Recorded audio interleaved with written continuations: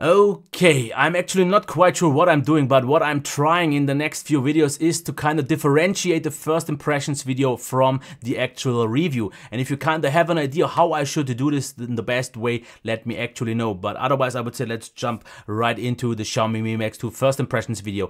And this is actually something where I have to say we live in kind of awesome days when it comes to value, because this phone cost around 270 euros, where I got it from Trading Shenzhen, and I think you get so much phone, such a huge phone for, in my opinion, considerably low price, with overall so far it seems very nice qualities. But let's get into these. Of course, first of all, I have to cover the design, because with 6.44 inches it is huge, and if you compare it with a kind of regular sized 5.5 incher, you will see it is massive.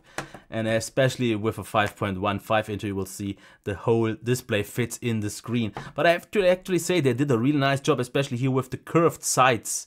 It feels very natural and smooth in the hand and very nice. And even though it is huge one and usability definitely won't be easy, yes, it's actually quite compact. Of course, the fingerprint reader, as you can see, is extremely hard for me to reach with my short fingers, but once I do, it reacts very well. So far, I'm absolutely pleased with that. We get capacitive buttons, we get a notification LED. The rest I will cover in the review. Don't want to bore you here too much. As you can see, of course, we have some bezels. I would say still moderate. Of course, the rest here looks fine. The display, from what I see after using it for a few hours, is absolutely nice. It's quite bright. Quality seems fine. It is a big one, definitely, and it's not kind of making any compromise in terms of quality from what I see so far. And the speaker even less so, because let's check them out real quick.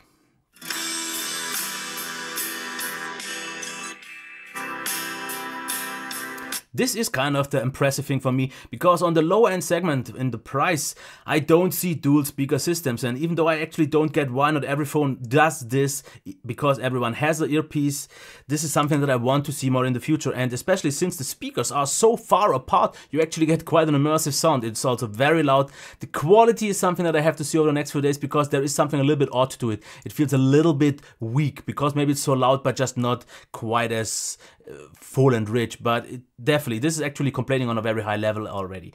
Headphone jack, I didn't try it, but from my experience on Xiaomi devices, this one is quite solid, definitely way above average. Now let's go into the device. Let's touch the screen. Yeah, okay. Sweaty hands don't unlock that well. Okay, performance. And yes, if you have ever seen any Snapdragon 625 review from me, you know I'm such a huge fan of this. And I would actually maybe even say that this is one of the best optimized 6.25 devices, because everything what I've seen so far runs battery smooth. Yes, sometimes there are a few occasions where it starts to lag a little bit, but as you can see here, battery smooth, very responsive, and I really like that. I don't have any internet connection right now. Forget to set up the right Wi-Fi, but as you can see, everything seems fine. With 4 gigs of RAM, also the multitasking should be fine. The one thing that I'm still not the biggest fan is this animation, because it seems always delayed and not quite the way that I want it. So I hope this will get actually improved in the future with a different MIUI version, but I will get into that right after battery. I definitely for sure can't judge it that much yet, especially not in detail, but what I see, 5,300 milliamps of battery, 6.44 inch display with a Snapdragon 625. So I would say the closest thing that I've reviewed in that kind of regard is the Lenovo P2. And you all know what I think about that one's battery life, Insanity Plus Pro mode.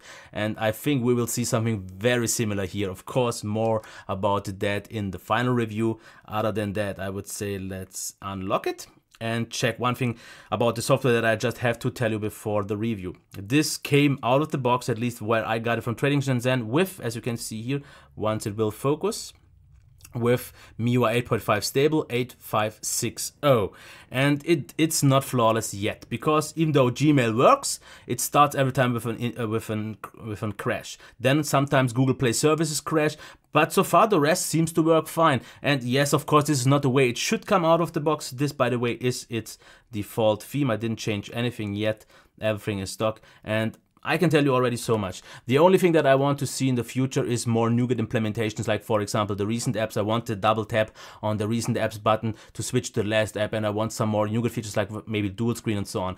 But running this kind of similar very software on the Xiaomi Mi 6 for a while, I can already tell you that I personally like the UI. It's not perfect, but it has a lot of minor goodies, minor options that I personally prefer, if that's something that you don't do, because it's just always the thing on imported phones with the ROMs, because there seems to be already a different ROM available but it sometimes, especially on these newer Xiaomi devices with Nougat, needs a little bit of time until they work properly.